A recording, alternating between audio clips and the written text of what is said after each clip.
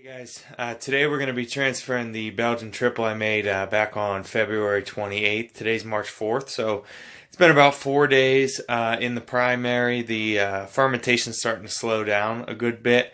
The airlock is only bubbling a few times or once every few minutes or so. So I'm going to be transferring it into the secondary fermenters today. And we're going to be using an auto siphon right here, and I'll show you how to use that shortly. We're going to use our wine thief again here, the hydrometer to take a gravity reading to see how close we are to the amount of alcohol that we need in this beer, and then a couple rubber stoppers for these glass carboys right here. So in order to start this, what I'm going to do is actually take the auto siphon and use that to drain some of this sanitized water. This is the water mixed up with the no rinse sanitation solution, again by LD Carlson. So I'm going to take this auto siphon, use it to put a little bit of the sanitation solution down into these carboys, and I'm going to close up the top of them and swish it around in there. That way it gets a nice good coating and make sure it is fully sanitized in there.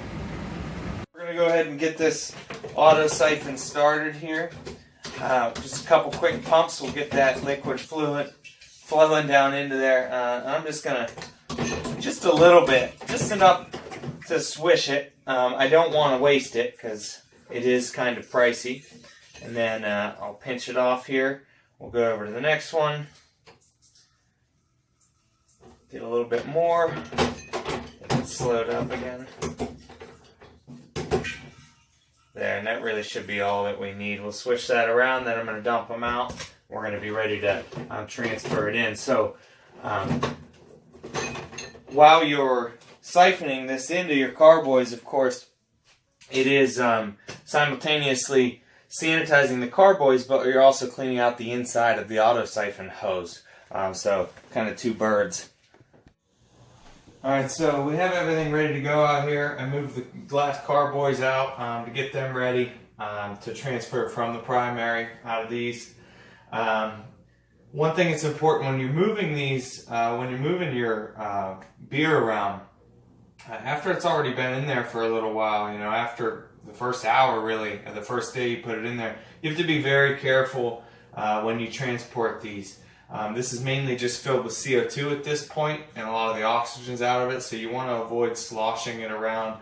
We're going to do everything we can to avoid aerating the beer at this stage because you can ruin it. A lot of people are against transfers into a secondary. They say it's unnecessary. I mainly just do it because it increases the clarity of the beer. The more times you transfer it, the more sediment you're going to remove and the clearer your beer will become. So before we transfer, we will take a gravity reading to see kind of where we are in the process. So I'm going to go ahead and get one of these lids pulled off, and we'll take our first gravity reading.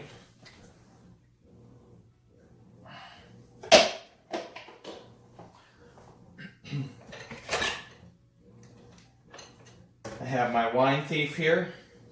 I'm going to empty that out of the sanitation solution. This is the same bucket full of sanitation solution so I can keep everything clean in the process.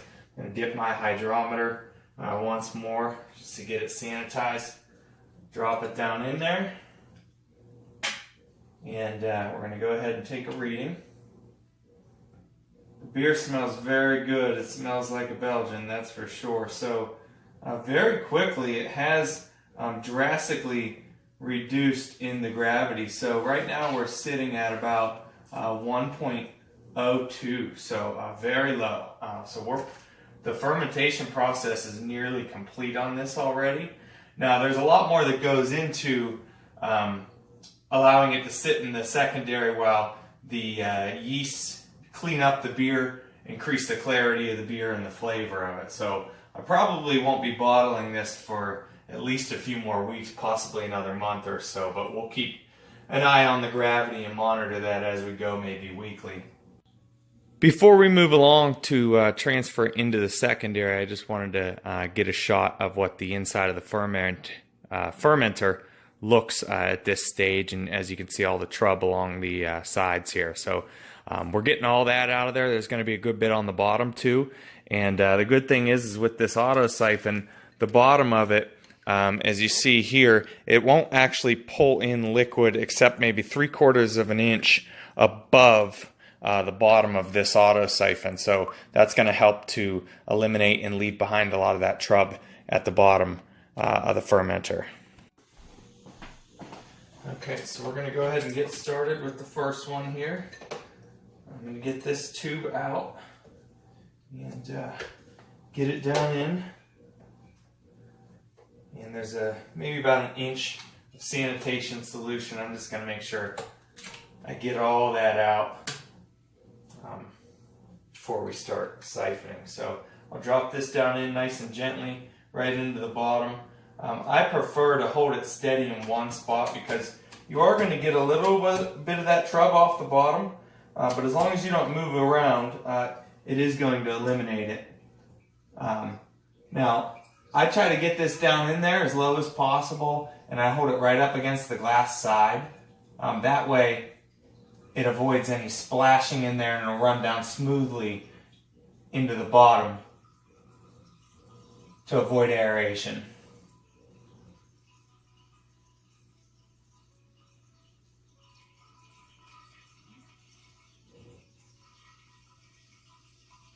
We're just going to let that run its course, drain it all out, and then we'll seal it up.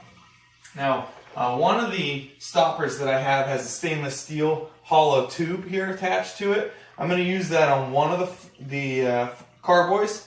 I'll drop it all the way down in there, and that tube's hollow so I can drop a thermostat all the way down in there and take a temperature reading from the center of the beer. And then I'm going to put a therm wrap on the outside of both of these carboys, and one thermostat will control both therm wraps to keep it a nice constant 68 or 70 degrees. I haven't really decided what I'm going to set it at just yet.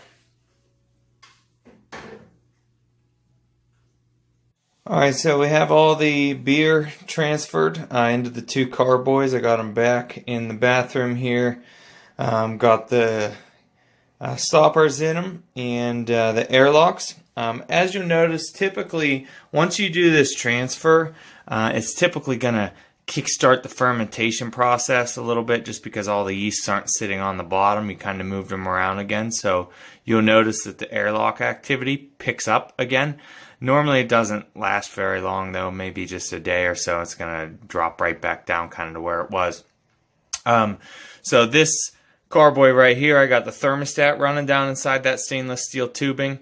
It's 61.8 degrees down in there. And the 2 therm wraps on here are going to very, very gradually raise that temperature back up. You want to do it very, very slow so you don't affect the beer. But they're only, I think, 1 watt or 2 watts for each therm wrap, so it is very, very low. If you touch them, I mean, they barely get warm, so it is a very slow process. But we're going to bring it up to 69 degrees here, as set on this controller. And we'll probably wait it out for another couple weeks or so and take periodic gravity readings maybe every week to see if we're getting close to our finished number.